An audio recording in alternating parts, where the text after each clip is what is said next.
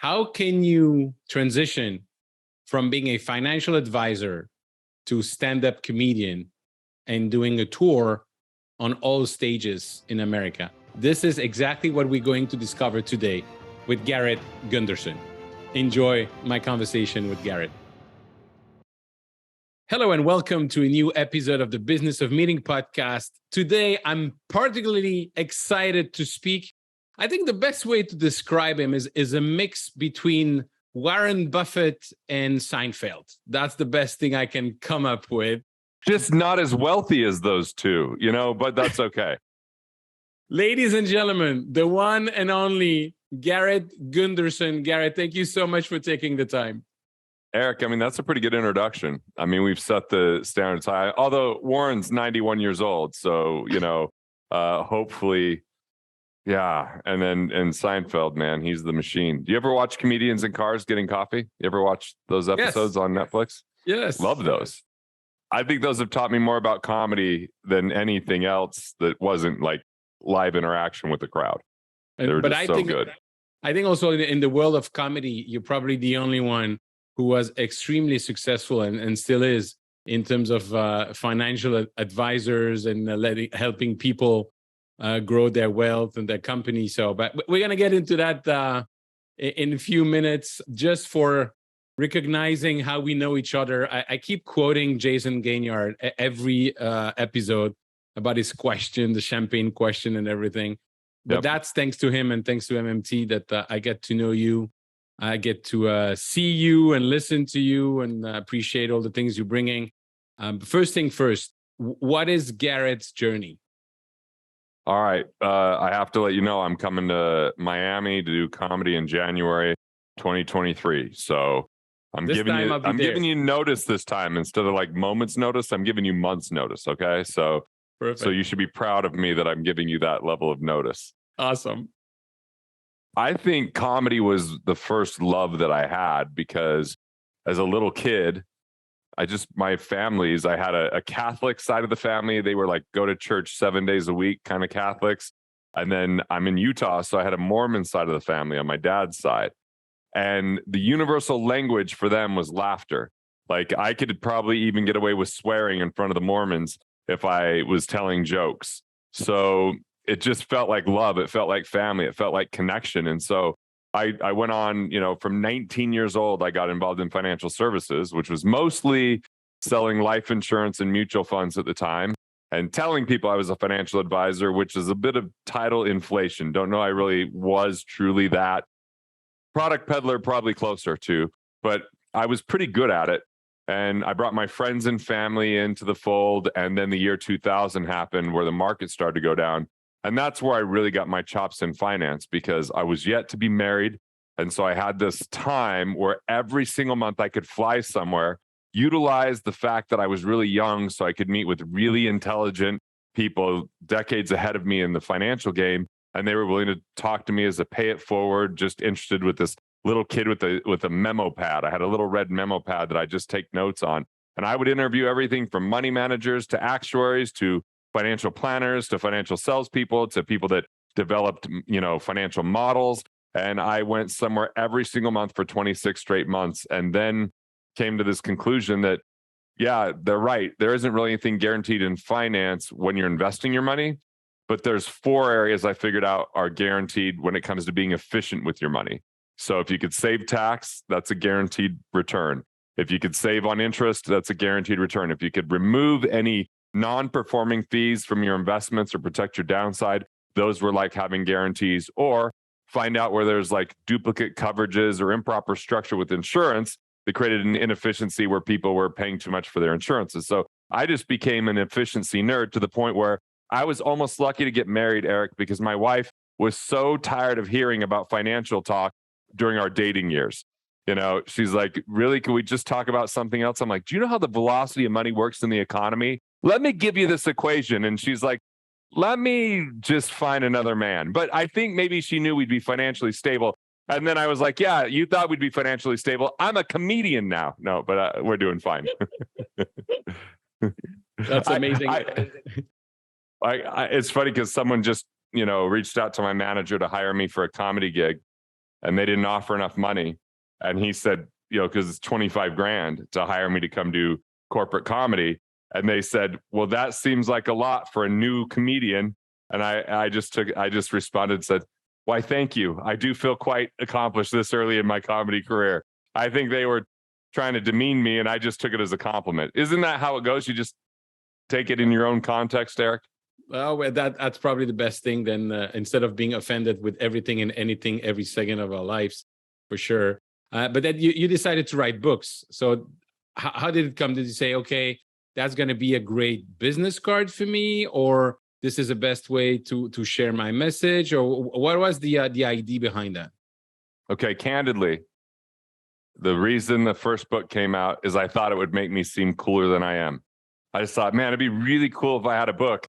People would like me more. They'd pay attention to me. It was like a little child throwing a tantrum of like, look at my book. But I didn't even know how to write. So that first book, I hired a ghostwriter. And it was a very long, arduous process. And there's vocabulary in my first book that I probably still don't know the meaning of, because my ghostwriter is more well-read and more intelligent. But I'm here to say that I have 2 books coming out next year. And one, I did so much of the writing, and I loved the entire process. I had so much fun with it. And there's so much more emotion behind the book and so much more human connection. And it was like such a real gift. And so to think about where I wrote my first book, Killing Sacred Cows, as kind of like a business card, as kind of now look, I put my whole heart into that thing. It's just that I was afraid to sit down at the computer and type it. Mm-hmm. So this guy, Steven, who was a client of mine, typed it, and then I would go through and edit it after him. And he was a ghostwriter that did so much work, I made him a co-author. That's how much, heart he put into it. But then I look at this new book that's coming out. I'm like, I just love sharing it with everybody. I really hope that it helps write the future of finance to be one of connection and to be one of compassion, and not one that is completely about competition and destruction, which I think a lot of the business world has unfortunately become. And not small business as much as big business, and not just business as much as government. I mean, we can point the fingers a lot of places, but ultimately, I think that the key is if people can really start to enjoy their own life and put quality of life at the forefront, then money becomes a byproduct of that instead of the excuse against it. Mm-hmm. And it's a book that, I don't know, I'm excited about. I geek out about it. My wife it's back to like that guy she was dating where I just want to talk about this book all the time. And she's just gotten more patient with me over the 20 years. We've been married 20 years, Eric. Could you believe someone's been with me for 20 years? That seems like a big accomplishment for a guy like me. Well, I think about my wife and and yeah, I can understand that.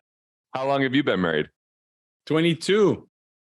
Hey, man, you're leading the way for me. So you just keep giving me the advice so I could stay on track. All right. Yeah, right. Now, you're talking something very interesting about how people are doing business. And I was thinking, listening to you, okay, that's about education and how you also train people. I remember getting out of business school. I haven't got my first hour, not even getting out, starting my first hour of business school. And I thought I was unbeatable and I was going to lead whatever, all the brainwashing that was there. But then I'm thinking of some of people, I'm not going to mention any names, but when you're thinking about people they've been arrested for fraud and that have put a lot of families in trouble, that are now the new gurus that are invited at conference, I personally don't support like Jordan that. Belfort, the Wolf of Wall Street, just to name one name. For instance, or Michael Milken, of which I was a big fan, and Greed is Good, and now he's teaching, and yes, he's doing a lot of good afterwards. But it's very interesting to me to listen to you and say, yes, how business can be and how people can create instead of trying to destroy each other somehow in the human species. I wonder if that's even possible. I think it's possible. We've just been duped into playing the wrong game.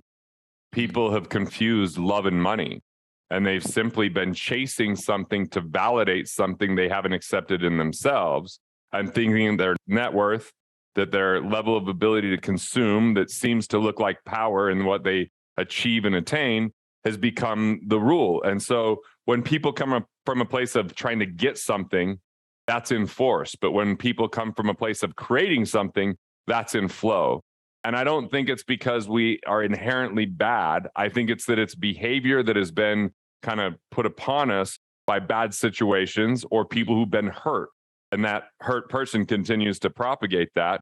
And until we can start to learn how to love ourselves and create a life of value creation where we're really clear about our place in the world and have a sense of purpose, then yeah, competition continues to seem to be the norm. But I really think collaboration is a whole lot more fun. Collaboration, it's just that there's got to be a level of trust, but that trust begins with ourselves. And a lot of people aren't willing to take that leap of faith in themselves to invest fully in who they are and to deliver value consistent or congruent with that. Because we've seen the trap of people trading time for money and sacrificing to try to climb a corporate ladder or to grow a business at the expense of their health and their family. And look, I don't know what it is. Maybe we all just have to try it sometime so that we go, okay, yeah, this sucks. You know, I tried it in my 20s because I was filled with piss and vinegar. And I just thought, hey, I'm going to be fine. I'm just going to work 16 hours a day. Now I'm going to take a nap after this, Eric. I've been taking better care of myself. And what I find is when I'm not seeing myself as my net worth, but my net worth is merely being a byproduct of a life well lived, and I can start to love on people rather than be ruled by money, the whole thing starts to open up. And it's not my job to change the whole world that way. Right. It's just my job to change myself and then hopefully influence my family. And then maybe that might impact my tribe.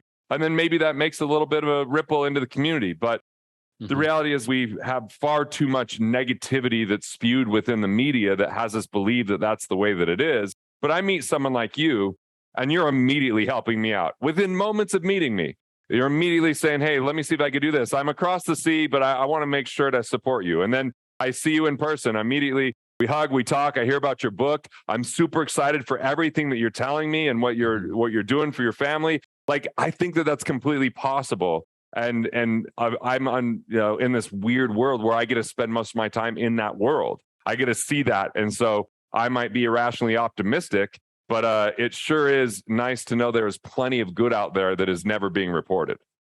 That's awesome. That's awesome. Thank you for that. I had a question, again, listening to what you just said. Based on what you just said and what you've done for many years, did you reach a point where you were tired of listening to people always talking about money? Or is it something that you try to guide them that, yes, and this is what you can do with it? I didn't get tired of it because I know where the pain comes from and I know why that's the conversation. Because deeply, people want to preserve and protect their family. They want to create safety and stability. And we've been trained, taught, and indoctrinated in the belief that money would be the thing that could do that. So it's simply misguided and a lot of misinformation. So I have a massive amount of compassion for it because I've been through it myself and I've watched it destroy people. And so, yeah, I'm okay with that conversation happening. Money's a big part of our lives. Yeah. I just want to nudge people into a different conversation over time and understand where there might be some limitations in the overarching aim and goal that they have. By the way, for all the people that are watching this, if you look behind Eric, he's obviously well read. Those books have been read. You can tell there's like a bent spine. When you look behind me, it shows my level of narcissism because it's mostly my books that I wrote. And I'm not displaying many books from other people. So my level of I just feel intellectually inferior in this moment, Eric. That's all I'm saying. Here we go. You're going and standing up comedian. My wife made me I had so many of my own books on the one shelf. She goes, please, one copy of each book is enough. And she says, you shouldn't be able to brag if you've written more books than you've actually read in your life. That's not a good thing. So that's what my wife reminds me is, take out the garbage. You're not quite as cool as you think you are sometimes, but she loves me just the same. So it's a good balance. It's awesome. You know the story of the author who's the signing event and somebody comes in, oh, I bought your book. And he goes, oh, you're the one. Going back quickly on your business. So you started to advise people or the financial management. When did you decide to actually scale up, and how did you do that? Because it's very personal. And how did you manage that people, they want to speak with Garrett all the time? Actually, yes, they might, but they will also have other people in the team that they can talk to. So from the year 2000 until 2006, the way that I scaled my business was partnering with 3 other people. That we had a really nice intellectual partnership where we would get together every Friday. We would learn from each other. We would positively challenge each other. And it really helped us grow because we were able to create a bigger vision together. The 2 of the 3 people died in a plane crash in 2006. Oosh. And they were close friends, good friends, business associates, just really, really great people. And then I made the mistake of thinking I could keep this going by just working harder. And, that was 2 major value providers in our business and personalities. And extra time at work didn't make up for the loss of the human life and what they brought to the table. So trying to scale with that extra work really was hard on me and really on my family, because my son had just been born. He was less than a year old at the time they died. And my wife was basically raising him by herself because of how much work I was doing. And finally, I hit a breaking point because she just said I was very ordinary as a husband and father. She did compliment me first, saying I was extraordinary at business, but then she made sure to let me know that didn't translate into our family life. And that was a pivotal moment. And then from there moving forward, it was letting go of certain things and saying, I'm not responsible for everyone. What do I want to be responsible for? And then I created a firm where I brought in a lot of financial people. And that's when I first wrote my book. And by writing a book, my authority increased to the level that people didn't expect to see me one-on-one. And I was really good at handing that baton onto these other people because they were actually better at the one-on-one than I was, because they were more process-oriented and I was more creative. So sometimes I'm working on something new. It doesn't relate to what the client really needs in that moment, but they're hearing about it because of my enthusiasm. Where these other coaches were really good to make sure everything was tidied up, buttoned up, making sure the financial house got in order. And so it wasn't that hard of a transition because I can increase my authority, which then allowed them to work individually with the people on the team. And then again, positioning that team really well. Plenty of mistakes on the path there for sure. Some I would say, yeah, I made this mistake. Here's my excuse. The excuse was I just wasn't clear about my life. And when I wasn't clear about my life, I let these things that look like opportunities derail and distract me, because most things that look like opportunities are actually distractions. And the absence of clarity, it's very easy to get swayed by them because they're so seductive with their promise of money or fame or notoriety, but at the expense of health and all these other things. So, I kind of look at it like it's been a roller coaster ride that's mostly been going uphill in a pretty good way. And some of those lows weren't the lowest lows, but they still hurt. And were you thinking of expanding internationally, and obviously with the different laws and different tax rules? Is that something you were contemplating, or it was better to focus on the US and your market? We tried Canada and Australia and the UK. We tried to find partners. And as we were investigating it, I just have an intuitive sense about what's like legal and not legal in the tax world in the United States. As we got into Canada, I couldn't make heads or tails of the tax laws in a way that I could actually verify whether these professionals were doing the right thing. And I didn't want to get in a place where a client got audited and all of a sudden they were in trouble. And Australia had such drastic differences in some of their tax laws. It started to hamstring some of our strategies. And again, we were looking to partner. I was talking to someone, seemed like a great person, but because of the time change, because of everything we had on our plate, I was like, why don't we just get really, really good at what we're doing and forget about this expansion? And that was really helpful. And now you have to, if you had to do it again today, you have to include the $300 billion in loan, student loan stuff. But we're not going to get there. But I thought that a lot of my friends work very hard for their kids to go to school, and they're not necessarily very happy with that. It's, that school, it continues to be slower than the economy, and it becomes slower than technology. So what at one time was such a distinct, clear advantage, not all schools give you that clear advantage. Sometimes a school gives you relationship capital, a relationship with professors, a relationship to opportunities because of the Ivy League school or whatever it might be. But other times I look at general education and go, well, I'm generally bored through that 2 years. It doesn't really add a whole lot to the marketplace in a world that's moving as fast as it does. Like, for example, I went and I took a nutrition class in my general education. They were still teaching the food pyramid, which is so antiquated and outdated. I mean, and yet they were teaching it. And I was young and knew that this was not the best stuff out there, but it's what was in the books. And yet, if I want to get an A, I just had to answer 6 to 11 servings of carbs, less than 3% of your intake in fat, fruits. And I mean, it was just like, it's just a bunch of stuff that's been scientifically proven different.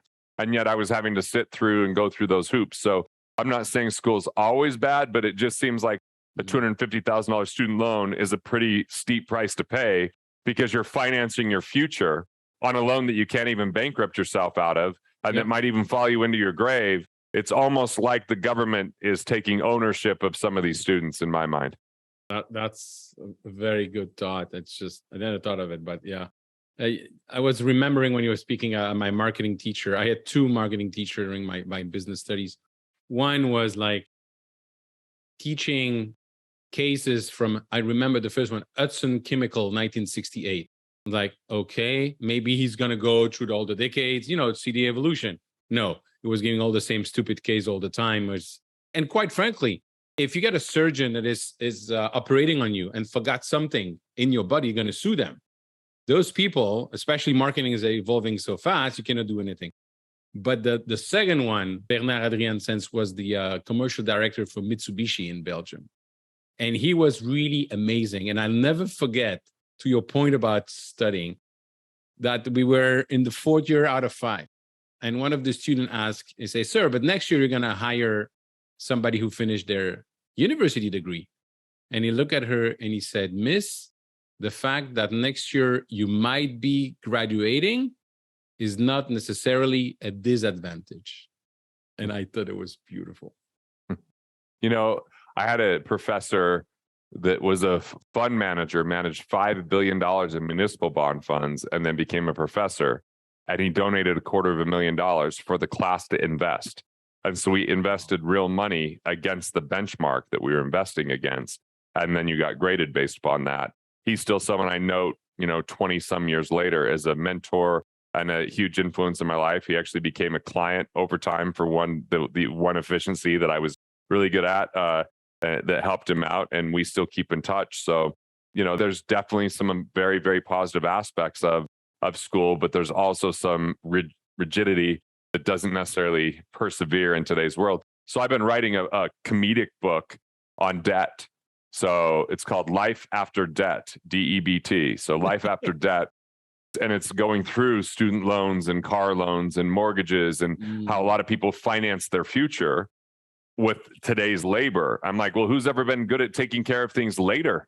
Later's when you're tired, right? Later's when you have kids. Later's when your liver doesn't work anymore. And you're going to finance that on your young energy. I mean, young kids, they can just get drunk and throw up on their Uber driver and go to work the next day. If I think about having a drink, I start getting a hangover. I'm just not the same person I was at 20 years old. So I think that, debt really is a concerning thing, because then it puts people in a trap where they feel they have to work to pay something off versus finding a career that really works for them. And being the name of this podcast is about meetings. I look at school like meetings, and a lot of those meetings, when you go to class, were not effective meetings. It didn't move the needle on helping you become more prepared for life. And then you have another professor like you talked about, where every single one of those meetings were worth it because you were learning, you were engaged, there was something at stake. And so just like meetings can be a wide variety of effectiveness, so can school. Yep, absolutely. I don't know if you know the singer Paolo Conte. Yeah. He was a lawyer before. Oh, really?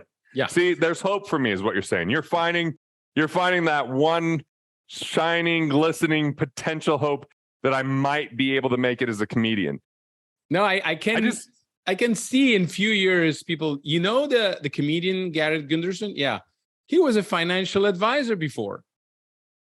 So when did that happen? When did you think, you know what? Because obviously you're good at speaking, expressing yourself. I've seen you on stage; it's phenomenal. I remember the stand-up in Utah, actually at Salt Lake. Yeah. It was phenomenal. But Thank when in your life did you think that, okay, I'm going to do stand-up? And when is the shift say, okay, this is becoming now my life? It's a really hard question to answer because you said I was phenomenally funny. So it's hard for me to think about anything other than the fact that you said I was funny. I'm very fickle, so easy to persuade and get on my your side if you just say nice things about my comedy. But no, what happened was I remember telling jokes when I was a kid, learning them from my uncles. And I love that. Like my mom has an infectious laugh and I loved hearing it. And my dad, people always talked about his sense of humor. So I have amazing parents. And that really kind of showed that to me. And so I started learning these jokes and telling it. And my grandparents would make everybody gather around and I'd tell those jokes. Well, I once told my wife, I'm like, babe, I think I should be a comedian. And she was like, I don't think you're as funny as you think you are. Like, babe, what do you mean? I speak all the time and people laugh. She goes, to be fair, you're making them money. They're being really nice. And so let me give context so my wife doesn't sound like a villain. It was somewhere like 2005, 2006. We were in Costa Rica at a formal black tie function for a financial group. And I drank too much tequila. And when the band was done, there was a free mic sitting up there on the stage. So I walked up to the mic based upon some friends encouraging me, and I started telling jokes. But I was inebriated. So I wasn't making any sense. And the only laughter were people laughing at me, not with me. And my wife left the room. And that scarred her for years. So when I tell her I want to be a comedian, she's like, I don't know if you're really cut out for that. So fast forward in 2017, we go to Italy for the summer. And it's just a summer where I'm not working. So I'm just figuring out rhythms. I'm bored at moments. I'm learning about coffee. I'm having 4-hour dinners, the Italian kind of lifestyle. And when I came back, I had enough time and space that I just had no stress. And I'm taking my wife to a baseball game and I just keep making her laugh. And she goes, hey, these are funny. Where'd you hear these? I'm like, from my own brain, babe. These are my jokes. She's like, not bad, which I translate into, you're a comedic god. Not bad and comedic god sounded like the same from my wife's lips. So that Sunday, I spoke at my first event since I'd been back from Italy. And the guy, Keith Yackey, I don't know if you know Keith, he introduces me and goes, our next speaker is hilarious. I was going, what? I'm about to give a financial talk. So I got up and told some jokes. The crowd laughed. So I picked up the phone afterwards and just called my buddy who's a comedian. I said, you know what? I'm ready to tell some jokes on stage at an open mic. I said, I have an idea. I look like Jesus. I just don't have his powers. And we wrote these jokes together and I gave him the first open mic I could get to. And he said, all right, you're going to start opening for me. And so I started opening for him on his, musical comedy show that he had with my high school buddy. And then I kind of had someone discover me when I was opening for them one time. And I filmed the comedy special in 2021 and it's going to air at the end of 2022. So pretty crazy. Amazing. Anything's possible. People say that, but when you see a financial guy that his wife doesn't think he's all that funny, my wife hurts my feelings all the time, Eric. I feel like I'm being so, mean to say all these things, but she came to my comedy shows with her friend and she was telling everyone before the show, this is my friend Gelsey. She's the funniest person on the planet. And I said, babe, you guys came to see me do a comedy show. We make our living to a degree in comedy now. And it's hurtful when you say that your friend is the funniest person you've ever met. But I think it's my wife just keeping the bar raised, right? So I just keep getting better or something. Well, does she knows your jokes about Canadians in a room? She does know my Bieber joke. She did laugh pretty hard at that joke. So I don't know if she knows all my Canadian jokes. It just so happened that I had 2 trips to Canada within 2 months before, our friend Jason is delivering this amazing speech and the power went out. And so I'm not shy. So I just took over for a little bit and he's from Canada. So we just roasted Canada for a little while. That was great. And they're so nice. Absolutely nice. Now, my they friend apologized for me roasting them. That's how it works in Canada. Yeah, right. I have a friend named Bruce Turkel, who's an amazing speaker, professional speaker. And when people ask him, how can you become a professional speaker? He said there's two options. The first one, you land a plane on the Hudson. The second one, you speak, you speak, you speak, and you speak. Can you take us a little bit about your journey as a comedian and what it takes? Who's training you? How many times do you before you feel completely at ease on stage? Well, as a speaker, I thought I was good, but recorded some of my early speeches from, like, I remember seeing one from 2004. And I just figured if I was loud enough, that meant I was good. It wasn't good. It wasn't. But I felt okay at the time. And there was this guy by the name of Roberto Monaco. And Roberto came to one of my speeches in Costa Mesa. I had hired him. He filmed it. And I was so nervous. It wasn't a good speech. So afterwards, he transcribed it and he just gave me, here's what you're doing good and here's what you might want to work on. So I hired him. Then another friend of mine, Jonathan Sprinkles, was a speaking coach, and I started working with him a little bit. And then I went to a program Teresa Eastler put on called Bravo, which was for speakers. And then I went to, so I'd go to stuff all the time. But then I hired Michael Port, and he's written a lot of great books on speaking. Yep. And I was working with him one-on-one for 2 years, and even went to his A-lister program. So I just treated it like a profession. So when I make the transition to comedy, I feel like I had half of what was required: stage presence. I was comfortable on stage and I'd been on stage, but there was still slowing things down, articulating better, how to formulate the jokes, how to make it feel natural and not like I'm actually setting it up. So that really started with this guy, Marcus. He was runner-up on Last Comic Standing. And so he started working with me. But then this guy, Lance, who was in the show Pootie Tang, he writes for Chris Rock. He started working with me because my manager, Barry, connected me with him to help me kind of get past my first 20 minutes and reinvent myself. And then this guy, Marty Callner, changed my life when it came to comedy because he's an Emmy-winning director for Seinfeld's stand-up special, Chris Rock, so many of the greats, and helped me really get more comfortable on stage and bring the best out in me. And right now I'm working with this guy, Larry Moss, who's an acting coach. And it's the hardest work I've ever done on stage. I mean, just really confronting insecurities and fears and feeling emotions. And I mean, it's tough work, but it's really helping me out as a performer to be more present, to be more expressed. So I look at comedy or speaking as an investment, and I want to continually invest in that career and that skill set so I can continue to grow and refine and improve. And I've been fortunate enough just to have some brilliant minds support me along the way. You just described another overnight success that took 20 years in the making. Yeah, the good news is I have had not so good sets with comedy, but most of those were with friends on Zoom or in front of my wife. On a comedy stage, I've yet to fully bomb. Now, that doesn't mean when I go to New York, they might not be a little harder to please. And I didn't have my best set in Boston, so they've earned their reputation.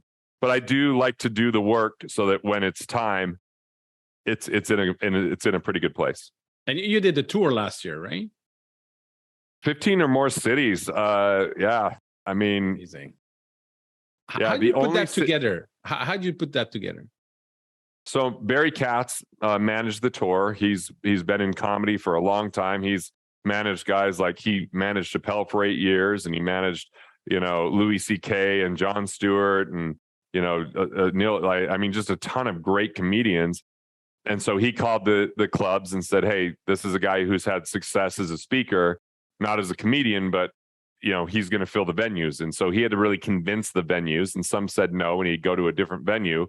And then I just absolutely asked for every possible favor from anyone I ever knew to fill those rooms, and just relentlessly, sending text messages, making phone calls, shooting videos, sending emails, pleading, begging, and, still have all those relationships intact. So I didn't spend all my relationship capital filling those venues, but being a rookie, unknown comedian, it definitely took more work because it wasn't like we put the name on the billboard and anyone showed up. Right. I was responsible for selling the majority of those tickets. What is your goal in that comedy? You want to be somebody like Ricky Gervais, opening for the Golden Globes, or you want to become an actor in movies? What would you like to do? I'd like to use performance, whether that's acting in my own play, or it's a one-man show where I act out multiple characters, or whether it's comedy, where I'm using entertainment to educate. So it all feels just enjoyable, and education is the byproduct. And I want to be able to plant a seed of some hope, feel connected, and help people to be more expressed. So I want to reach 1 billion people and touch their hearts through the work, whether they ever know my name or I simply inspire someone else to do this type of thing. So I don't really worry too much about the Oscars or the Emmys or the Golden Globes. I just look for stages where I can do the one-man show or where I could do the comedy. And I do enjoy roasting people. So a lot of where I'm getting hired right now is financial firms hire me to speak because I have a financial background to be the entertainment. But a lot of times I'm roasting the people that are in charge. So I'm roasting this guy, Ron Carson, coming up in September, because Ron is running this event with a few thousand people. And I've been spending hours writing this because he's a good sport and a great human. And you only really roast the ones you love. But I probably roasted a dozen people now. You know, I don't know if I'm pretty sure, you know, Yannick Silver, I've roasted him. You know, Joe Polish, I've roasted him. There's a lot of people out there that I've roasted that are just dear friends. That's how I ended up roasting in the first place. My friend Mike Klein was having a birthday and his girlfriend said, "Hey, would you like to tell some jokes?" And I read the email as, "Would you like to roast Mike?" And fortunately, he enjoyed the roast. You know, I roasted people at Jason Guynard's event, attendees like Scott Thompson. I've roasted him, you know, so it's been a lot of fun. And I actually built an art cart with Mike Klein, the first guy I ever roasted, called The Roast, which has a big bougie magenta seat and it has a generator and a battery, so I can make espressos and pour over coffees while I make fun of people. So I'm going to be doing this next week, all week long, just riding around at Burning Man, making people coffee and teasing them the whole time I make them coffee. Wow, that's amazing. Now, roasting, it's to your point. You only roast people you like. One of my cousin is very good at roasting people in speeches.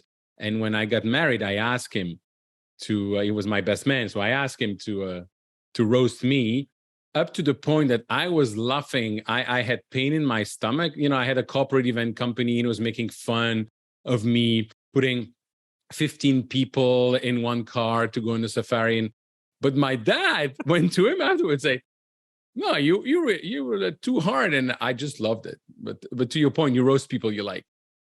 My wife is the best at roasting me. See, when I grew up from immigrants on the Italian side of the family and then the Norwegian side of the family, and they were just holding on to every dollar they had, and that kind of perpetrated. It just kind of like it was perpetuated, you know, for generations. And so when I was first married, I would do all sorts of miserly things, like get in a fight with my wife over the heating bill, or buy a phone cover for her phone that didn't fit because it was on clearance. That's one of her favorites to tease me about. Or, you know, like, so there's all these stories. And my kids' favorite pastime is mom telling them about how I was a miser because I'm no longer a miser. I've recovered from that life and healed from it. But it took me a while to get over it. And so that's kind of the thing the kids like to hear about is all dad, you know, all my miserly ways. Awesome. Garrett, one last question for today, because I can definitely listen to you for hours. And say in Miami in January, make sure you give me the dates. Sure will. Location. So I'm definitely gonna put the good words here. But my question is, what are the top 3 people that you would like to roast and why? Ooh, what a good question. The top 3 people I'd like to roast. Maybe it's just fresh on my mind because I just went to a concert last week of his. So John Mayer would be fun to roast. You know, he's friends with Dave Chappelle. He's friends with, you know, he was friends with Bob Saget. He's done some comedy himself. And my wife and I have seen a lot of his concerts. So that would be a really fun roast is John. So he would be up there for sure. I mean, right now, Joe Biden, to be able to roast Joe would be so much fun. You know, he just, it's a bit of an easy target. It might feel a little bit too mean with his age, but it would still be a lot of fun. And then right when that would be done to just go right to Trump. So if I could do like a Joe Biden, Donald Trump back-to-back roast going back and forth so that everybody would have something to laugh at, regardless of your political affiliation, those would be 3 pretty amazing roasts. Yeah. And I'm sure this is going to happen. And this was the day when you first mentioned it. Yeah, I've roasted a little bit of Joe and Donald in my comedy special, just a little bit. But to be able to do it with them there going full out, like I would say, like doing a White House Correspondents' Dinner is definitely a bucket list item. Mm-hmm. I think that those have been pretty hysterical. That would be a whole lot of fun, is to do that. And I would love to do Madison Square Garden, where I did my comedy show one night, and the next night I did my my one-man show, because to go from a small coal mining town to performing on one of the biggest stages in the world just shows the level of growth I would have to have as a human being to be able to get there. And that would be it'd be fun every step of the way. And it is fun right now as I'm doing it. And I have no doubt that this will happen if you want it, because you're absolutely talented. And thank you again so much for taking the time to speak with me today. And I look forward to seeing you live in Miami in January, and hopefully before that. Well, thanks for having me on, Eric. I sure appreciate our relationship. Garrett, thank you so much for taking the time to speak with me today. Truly enjoy our conversation, and very inspiring, the journey that you had and the future that you're building right now for you. So good luck for that, and can't wait to see you and listen to you in January in Miami. Ladies and gentlemen, if you want to connect with me, please go on LinkedIn or join my Facebook group, www.eventbusinessformula.com/group. And if you enjoyed this conversation as much as I did, and I hope you did, please share it with your network. Thank you. Bye-bye.